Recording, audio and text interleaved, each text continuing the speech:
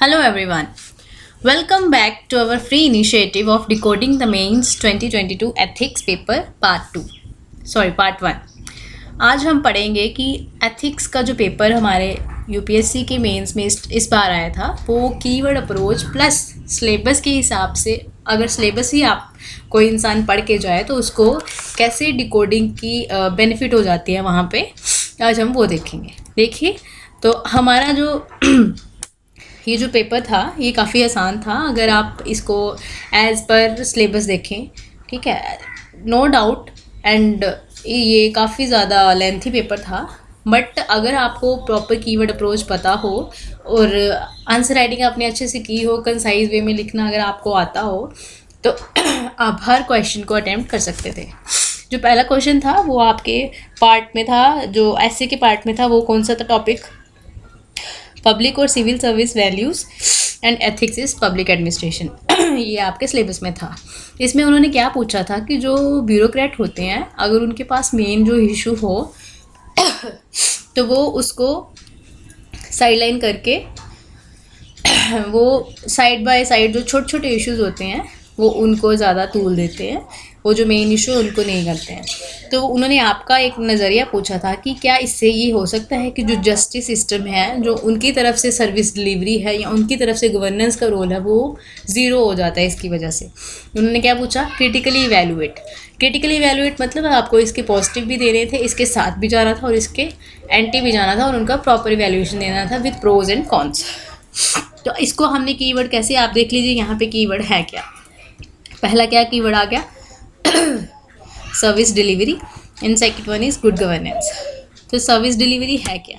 Service delivery क्या मतलब होता है इसका कि आपको जो भी इशू है, ब्यूरोक्रेट जो भी प्रॉब्लम सॉल्विंग अप्रोच होगी वो किसको रख के होगी? ध्यान में पीपल को रख के होगी, आम जनता को रख के होगी, और उनका भागीदारी होना बहुत ज़रूरी है। आज की जो जनरेशन है या आज का जो नज़रिया है ब्यूरोक्रेसी का, उसमें जो आम लोग हैं उनकी भागीदारी होना ज़रूरी है। अगर आपने सुना हो सिटीज़न चार्टर, सेवोत्तम मॉडल, बहुत ही इम्पॉर्टेंट है और काफ़ी इसको न्यूज़ में रखा गया था, इनको अवार्ड भी मिला था। इसमें क्या था, जो बेंगलुरु के एक इंस्टीट्यूशन था, उन्होंने लोगों से चेक एंड बैलेंस लिए थे कि हम जो सेवा आपको दे रहे हैं क्या उसका आपको कोई फ़ायदा हो रहा है। अगर उसमें कुछ नेगेटिव्स आ रहे हैं तो वो आप हमें बताइए एज ए पॉइंटर सिस्टम, या कुछ पॉजिटिव है तो वो आप बताइए। तो हो गया इफेक्टिव सर्विस डिलीवरी, उसमें जन भागीदारी हो रही है, ठीक है। एंड गुड गवर्नेंस क्या हो गया? मॉरली और एथिकली आपको दोनों तरीक़ों से एक्सेप्टेबल रहना लोगों को। अगर पीडीएस स्कैम चल रहा है तो वो भी तो कोई ऑफिसर्स है ना, कोई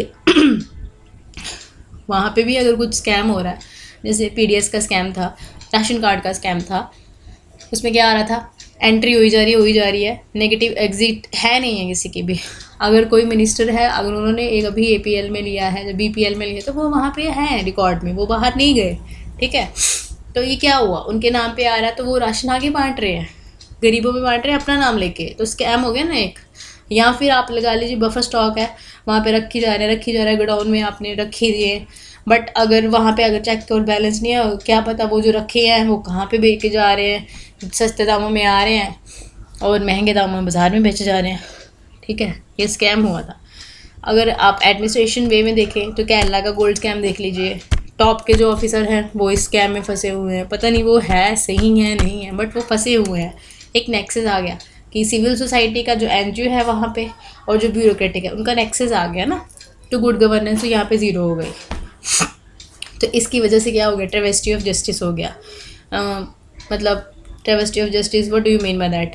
कि अगर आप किसी को भरोसा दिला रहे हैं कि आप उनका काम करेंगे बिना कोई पॉजिटिव या बेनिफिट लेने के अलावा, बिना कोई बेनिफिट के आप उनका काम करेंगे, बट आप वो काम नहीं कर रहे हैं, हो सकता है वो काम उनके लिए काफ़ी ज़रूरी हो जिसके लिए आपको करना है, बट आप नहीं कर रहे हैं, तो आपके प्रति उसका जो है घृणा बढ़ जाएगी, नेगेटिविटी बढ़ जाएगी, वो आप 100 लोगों में आगे जाके बताएगा, तो आपका ट्रस्ट डेफिशिएट हो गया ना आपका। तो आपका नहीं हुआ, आप एज ए सिविल सर्वेंट हो तो आपकी पूरी ब्यूरोक्रेसी के इंस्टीट्यूशन का हो गया, ठीक है। तो अगर लोकल लेवल पे समझ लीजिए, हाइपोथेटिकल कंसेप्ट है कुछ बच्चे हैं किसी इंस्टीट्यूशन में, ऐसे ही गवर्नमेंट एडेड है, वो वहाँ पे पढ़ते हैं, उन्हें कोई प्रॉब्लम आई, ठीक है, वो किसी लोकल एडमिनिस्ट्रेटर के पास गए, बट जो लोकल एडमिनिस्ट्रेटर था उसे क्या था, मेन इशू उसका उस टाइम पे कुछ और था। तो उन्हें था कि बस मैं पेरिफेरल इश्यूज देखूंगा, ये जो मेन लोग ऐसे ये किसी काम के नहीं है, ये क्या करेंगे, जो मुझे बेनिफिट देगा मैं उन्हीं की मदद करूँगा, ये तो these are just random things. तो उन्होंने उनको भगा दिया, डांट भगा के भगा दी। बट वो जो एक यूथ के दिमाग में जो चीज़ रह गई, तो वो ये है कि क्या हम भी कल को ऐसे ही बनेंगे, क्या ब्यूरोक्रेसी ऐसी ही होती है, क्या सब अपना अपना देखते हैं, ठीक है। इसमें ट्रेवेस्टी ऑफ जस्टिस आ गया ना on the part of that. तो वो नेक्स्ट टाइम वो जो बच्चे हैं या जो वो यंग डायस्पोरा है, सॉरी यंग पीपल हैं, यूथ हैं, जो वो आगे कहीं नहीं जाएंगे, वो बोलेंगे कि यार ये तो ऐसा ही है, फ़ायदा नहीं है यहाँ पे जाने का। तो इसके लिए क्या होना चाहिए, प्रॉपर रूल्स होने चाहिए, चेक्स एंड बैलेंस होना चाहिए। हैं, नो डाउट कि नहीं है, ये नहीं बोल सकते आप। कर्मयोगी मिशन सुना होगा आपने, जो अभी काफ़ी अच्छा चल रहा है। उससे पहले प्रगति था, प्रोएक्टिव गवर्नेंस था on the part of central government, जो इफ़ेक्टिव सर्विस डिलीवरी अप्रोच देखता है। मोरओवर प्रधानमंत्री जी अभी क्या करते हैं, हर डिस्ट्रिक्ट कलेक्टर की पूरी पिछली हिस्ट्री देख के कि उनका काम कैसा हुआ है, उनको वो प्रोत्साहित करते हैं। उसकी वजह से क्या होता है कि जो बाकी डिस्ट्रिक्ट कलेक्टर्स हैं, जो बाकी ब्यूरोक्रेटिक लाइट्स हैं, उनमें भी ना एक कंपटीशन आता है कि नहीं नहीं मुझे भी ये करना है। तो ये जो चीज़ें हैं ट्रेवेस्टी ऑफ जस्टिस, ये साइड लाइन हो रहे हैं, तो हमें ये भी दे सकते हैं हम इसमें, ठीक है। और बैलेंस अप्रोच रखने के लिए क्या करना है कि यहाँ पे ये नहीं कह सकते कि ब्यूरोक्रेसी गंदी ही है, वो पेरिफेरल इश्यूज़ ही ढूंढती है, हम ये नहीं कह सकते। क्यों? क्योंकि जो मैम थे डी रूपा, जो फेमस केस था, वो जेल में थी जब वो कोई लेडी थी, तो उनकी जो फ्रेंड थी जो जेल में थी, जो वीआईपी कल्चर चल रहा था, तो डी रूपा मैम ने उनको प्रॉपर सबूत रख के अपने ऑफिशियल्स को बताया कि देखिए यहाँ पे ये चल रहा है। इवन कि डी रूपा मैम की उन्होंने ट्रांसफ़र कर दी वहाँ से, पर स्टिल शी मैनेज्ड, ठीक है, ताकि उनकी ब्यूरोक्रेसी टेंटेड ना रहे। तो ये क्या हो गया, एथिकल रिलेटिविज्म हो गया ना एक टाइप का। उनको अवार्ड मिल गया, उसकी क्या मिला, प्रेसिडेंट का अवार्ड मिला, एप्रिसिएशन मिली लोगों की, और लोगों में विश्वास हुआ कि नहीं नहीं इंस्टीट्यूशन इतना भी गंदा और सेल्फिश नहीं है। ओके, दूसरा इसी पार्ट का, इसी क्वेश्चन का दूसरा पार्ट क्या है ये, इसमें उन्होंने क्या पूछा है, उन्होंने पूछा इंटेलेक्चुअल कॉम्पिटेंसी और मॉरल क्वालिटीज़ तो होती ही होती हैं सिविल सर्वेंट में, बट जब क्रूशियल इश्यूज़ लेने का टाइम आ जाता है या क्रूशियल डिसीजन लेने का टाइम आ जाता है, तो उसके साथ साथ एम्पैथी और कंपैशन भी होनी चाहिए। मैंने क्या बोला कि इलिस्ट्रेशन दीजिए, यानी कि एग्जाम्पल देके। तो इनडायरेक्टली उन्होंने आपके सब्जेक्ट से ही ये पूछा है ह्यूमन वैल्यूज़ का, ठीक है, एम्पैथी और कंपैशन। सिविल सर्वेंट्स हमारे लिए रे ऑफ होप हैं और एक गेम चेंजर भी होते हैं। इंट्रो में आप ये लिख सकते हैं, या आप ये भी लिख सकते हैं किसी थिंकर की आप कोट डाल दीजिए, ठीक है। तो क्रूशियल इश्यूज़ क्या हो सकते हैं कि किस किस को सर्व करना है, या मुझे खुद को सर्व करना है, I was made to be ruled by these people, या फिर I am made to rule these people, कुछ ऐसा। ओके, गोल क्लैरिटी क्या है, उनको पूरा पाथ पता है कि नहीं नहीं मुझे जो इश्यूज़ हैं, कोर इश्यूज़ हैं, वो ढूंढने हैं और उनको सॉल्व करना है। ये नहीं है कि मुझे अपने घर बनने हैं, मुझे अपना देखना है, मुझे अपने बच्चों का ये देखना है, etcetera etcetera. Okay, then comes empathy and compassion. Empathy क्या हो गया, एम्पैथी हो गया कि आप किसी की पीड़ा को उसको फील कर सकते हैं इमोशनली, ठीक है। जैसे असम की डिस्ट्रिक्ट कलेक्ट्रेट थी, वो खुद फ्लड में चली गई, वहाँ पे वो बाढ़ पीड़ित लोगों को निकाल रही थी, इवन कि उनकी शादी थी, उन्होंने जाना मना कर दिया, क्योंकि उनके लिए एम्पैथेटिक नेचर था ना उनका, कि नहीं नहीं मुझे पहले इनको देखना है, शादी तो बाद में हो जाएगी, ठीक है। और कुछ और एम्पैथी क्या हो जाएगी, स्किल इन्हांसमेंट, जैसे कि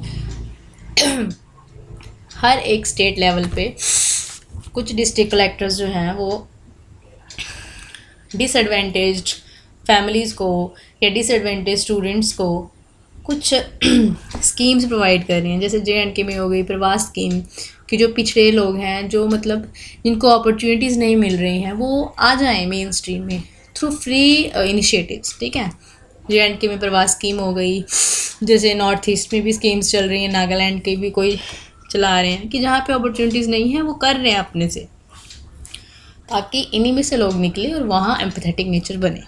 कंपैशन क्या हो गया? पूरी करुणा है, पूरा करना है, और आप एक्शन स्टार्स भी ले रहे हैं उससे। ओके, जैसे आगे मिखिल गौरबचेव, अभी इनकी डेथ हुई है, बट इनको डेथ जब हुई है तो इनको ऐसे क्या माना गया है? पीस मैसेंजर, क्योंकि उन्होंने कोल्ड वॉर जो था उसको अच्छे से बंद करवाया, शांति से। ओके, और अगर आप इंडियन एग्जाम्पल लेंगे तो महाराष्ट्र के जो बरूड एरिया है वहाँ पे जो DC थे कोविड के टाइम पे, वो डॉक्टर भी हैं। ओके, और उन्होंने IAS भी क्रैक किया, तो उनके पास भी उन्होंने भी अपने टेक्निकल नॉलेज का यूज़ किया, कंपैशनेट बिहेवियर बनाया कि उनके डिस्ट्रिक्ट में ही वो सारे जो थे ऑक्सीजन प्लांट उन्होंने शुरू कर दिए कोविड के आने से पहले ही। फिर उन्होंने क्या किया, टेक्निक्स बढ़ा दी, और धीरे धीरे उन्हीं के एरिया में सबसे पहले कोविड फ्री एरिया हो गया था वो। ठीक है, सेकंड कम्स कि सिविल सर्वेंट्स को जो रोल और रूल्स और रेगुलेशंस होती हैं सबकी सेम होती हैं, बट उनका परफॉर्मेंस सेम नहीं होता है ना। तो इन्होंने 2 कंसेप्ट पूछे हैं, पॉजिटिव माइंडेड ऑफिसर्स और नेगेटिव माइंडेड ऑफिसर्स। उन्होंने पूछा है कि जो पॉजिटिव माइंडेड ऑफिसर्स होते हैं ना, वो तो हर चीज़ को सक्सेसफुली पास कर लेते हैं, बट जो नेगेटिव माइंडेड ऑफिसर्स हैं वो इंटरप्रेट ही नहीं कर सकते हैं, तो वो अचीव नहीं करते अपने गोल को। तो उन्होंने बोला बताइए आप इलस्ट्रेशन से। हमें देखना है कि पॉजिटिव माइंडसेट ऑफिसर्स और नेगेटिव माइंडसेट ऑफिसर्स है क्या ये चीज़। ओके, तो ये जो हमारा पार्ट है ना, ये बेसिकली किस पे बेस है? ये ना एक केस स्टडी बेस क्वेश्चन है। अगर आप किसी भी न्यूज़ में देखते हैं कि कुछ आ रहा है, किसी भी न्यूज़ में देख लिया आपने कि आप किसी की कोई केस स्टडी आ गई, एथिकल वे में अच्छी आ रही है, कोई इंसान है जो पेरेंटल लीव ले रहा है, ठीक है, कि हाँ मैं अपने बेटे को पालूंगा, मेरी वाइफ जॉब करी, तो एथिक्स बेस्ड क्वेश्चन आ गया ना ये। तो ऐसी न्यूज़ आपको अपने एक अलग से डायरी बना लीजिए, उसमें आप नोट करते जाइए।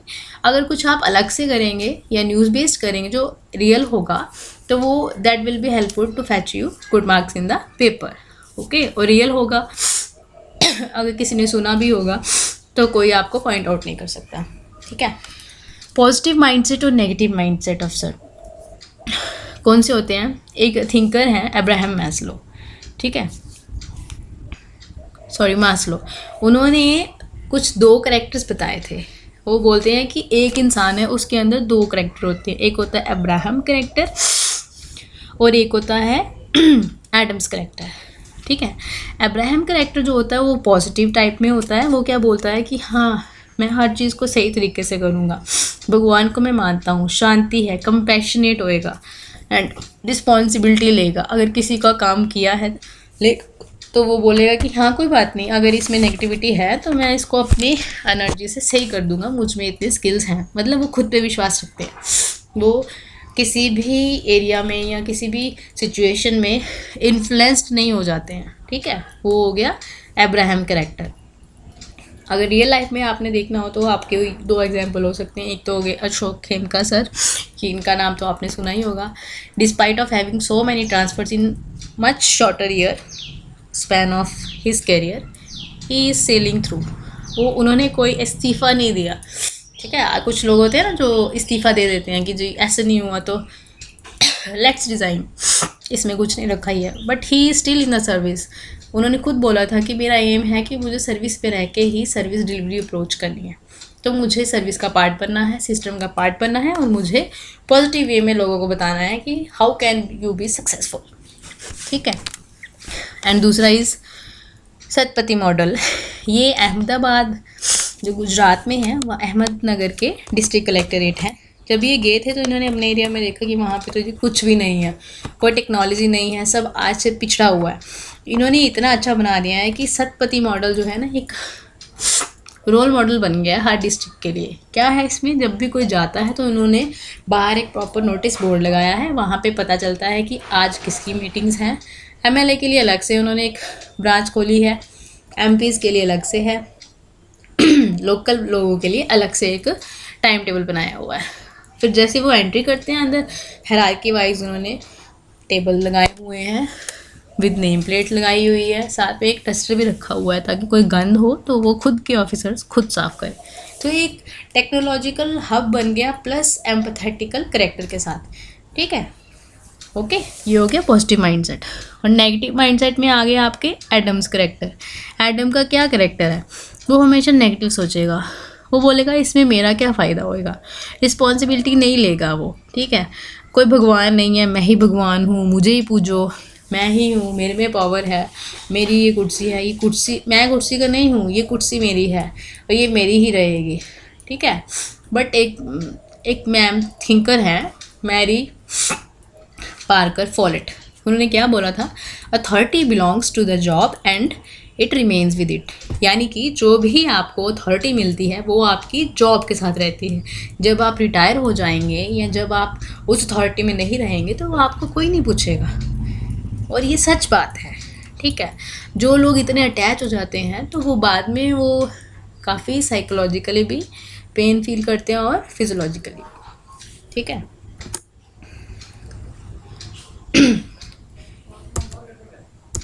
then comes, it is believed that adherence to ethics in human action would ensure in smooth functioning।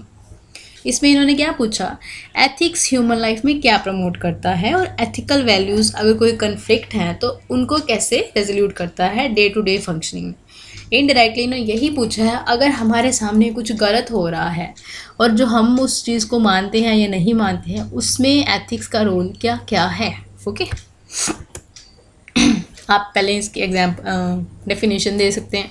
Ethics क्या है, they are a set of rules and regulation that guide us what to do and what not to do, what is ought to right and what is not ought to be right. ये हो गया ethics का एक definition.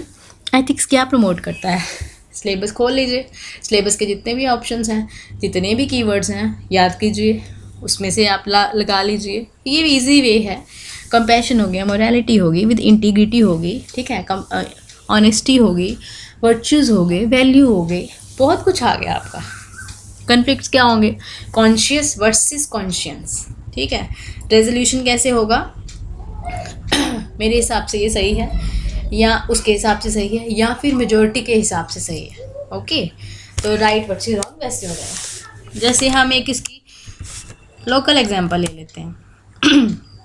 क्या पूछा है इन्होंने, how do ethical values assist in the resolution of conflicts faced by him in his day to day functioning.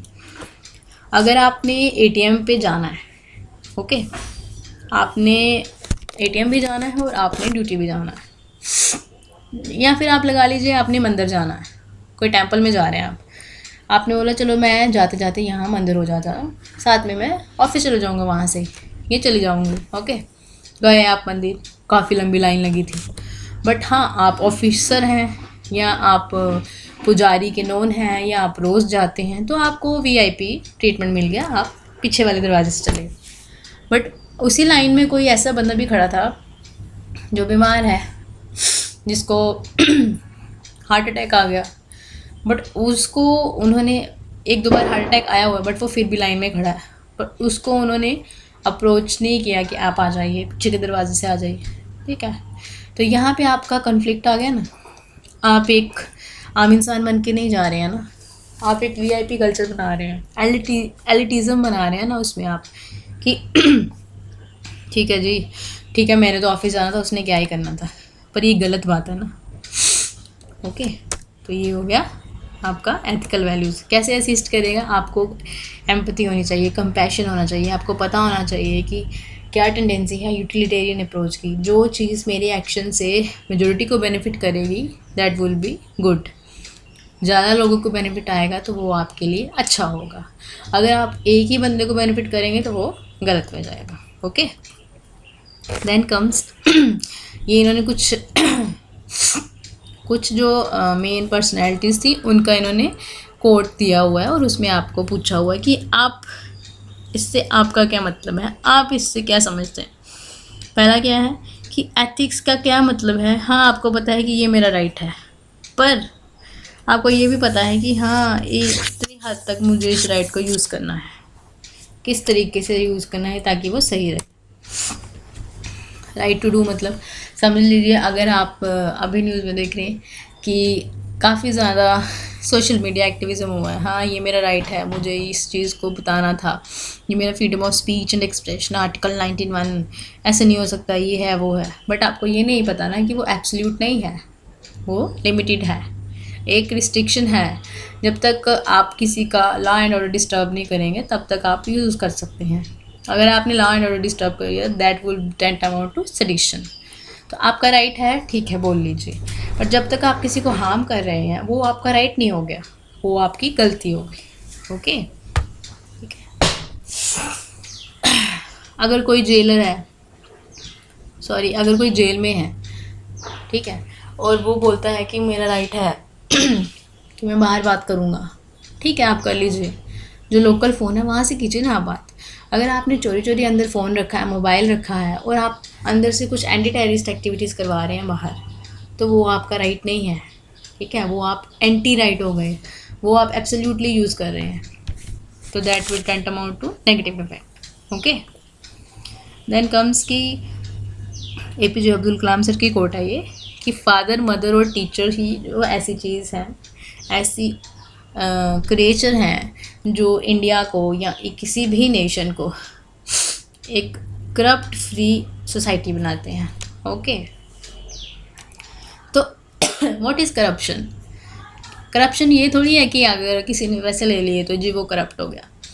Corruption बहुत चीज़ों से आ जाती है। Corruption of mind, negative energy आ गई, करप्शन क्या आ गई दिमाग में, उसके पास इतना कुछ है, मेरे पास नहीं है, ये कैसे हो गया, तो वो ऐसा है, वो ऐसा, आपने किसी की छवि बना ली उसके खिलाफ अपने दिमाग में, that would tend amount to, वो भी करप्शन हो गई। ओके, या फिर आपने किसी ने आपकी बात नहीं सुनी, तो आपने उसने आपकी बात नहीं सुनी, आपने उसको मार दिया या आप उसके खिलाफ कुछ स्लोगनिंग करने लग पड़े, वो भी करप्शन हो गई। तो corruption is not in terms of monetary means, ज़रूरी नहीं है कि पैसा ही लिया तो वो करप्शन हो गया। करप्शन हर चीज़ का हो रखा है आजकल। करप्शन हो रखा है थॉट का, करप्शन हो चुका है वैल्यूज़ का, करप्शन हो चुका है इंसानों के प्रति करप्शन हो चुका है, माइंड्स का। अभी इन्होंने क्या पूछा, आप पहले थोड़ा दे दीजिए कि corruption what do you mean by और what you understand by corruption, ठीक है, वो दे दिया आपने। फिर कम्स की फादर, मदर और टीचर। फादर, मदर और टीचर क्या सिखाते हैं आपको? फादर आपको ये सिखाते हैं कि आपको कितनी मेहनत करनी है, आपको कितना स्ट्राइव करना है, आपको कितना विल पावर होना चाहिए, ठीक है, साइकोलॉजिकली स्ट्रांग कितने होने चाहिए आप। Okay, problem solving approach.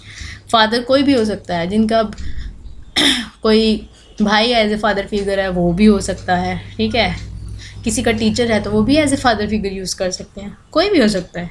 Mother क्या होएगी? एक रे ऑफ होप होएगी, वो हमें बताएगी कि मटीरियलिज्म वर्सेस रियलिज्म क्या होता है, असली चीज़ें क्या होती हैं। कंज्यूमरिज्म इज़ अ मिथ, वो ही बताती है, ठीक है, वो बताती है कि एडवर्स सर्कमस्टांसिस में आपको कैसे कोई चीज़ हैंडल करनी है। वो पीस मैसेंजर होती हैं, बहुत कुछ लिख सकते हैं आप, बहुत ज़्यादा, ठीक है। जो जो आपने अपनी मदर से सीखा है वो लिख दीजिए, टीचर जो जो आपने अपने टीचर से सीखा है वो लिख दीजिए, ठीक है। ये तो इम्पोर्टेंट था और ये काफ़ी ज़्यादा आसान भी था।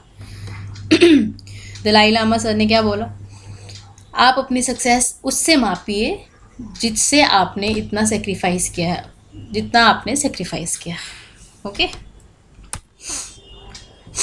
सक्सेस को उन्होंने क्या बोला? सेक्रीफाइस। उन्हीं खुद की एग्जांपल लीजिए, दलाई लामा सर की। उन्होंने सक्सेस ली है, आज उनका नाम आ रहा है, बट उसके लिए उन्होंने क्या सेक्रीफाइस किया? अपना नेशन सेक्रीफाइस किया, अपने ड्रीम सेक्रीफाइस किए, अपनी एनर्जी, अपनी रूट सेक्रीफाइस किए, बट स्टिल वो सक्सेसफुल हैं क्योंकि उन्होंने राइट पाथ चुना। ओके, रानी लक्ष्मीबाई, क्या सक्सेस है उनकी? उनकी ये सक्सेस है कि किसी का हक नहीं खोना चाहिए, किसी का हक छीन ना ले, उन्होंने लड़े ना वो उससे, तो आज हम बैठे हुए हैं, हम भी अपने हक से बैठे हुए हैं, वो उन्हीं की देन है। जो प्रेसिडेंट मैम हैं द्रौपदी मुर्मू, वो यहाँ तक पहुँची हैं, तो उनकी कितनी सेक्रीफाइस है, अपनी फैमिली तक सेक्रीफाइस की है उन्होंने। या फिर आप आंग सू ची को देख लीजिए, उन्होंने कितना सेक्रीफाइस किया है, अपने पूरा फैमिली सेक्रीफाइस किया है सक्सेस के लिए। किस लिए? आम लोगों के लिए। तो क्या हुई, वो सक्सेस हुई ना। सक्सेस वो नहीं है कि आपका नाम आएगा, कि सक्सेस ये है कि you are bound to be respected by the people naturally, instinctively. ये नहीं है कि आप उनको फोर्सफुली करें या कुछ भी ऐसा। ठीक है, ग्रोथ हो रही है वहाँ पे, सर्विस मीन्स हो रहे हैं, वो होती है success, that is sacrifice. Okay, and this is the completion of our part first of this paper। आज हमने ये सिर्फ पार्ट फर्स्ट किया है, अपनी नेक्स्ट वीडियोस में हम इनके सब्सिक्वेंट पार्ट्स को कंप्लीट करेंगे। So thank you so much.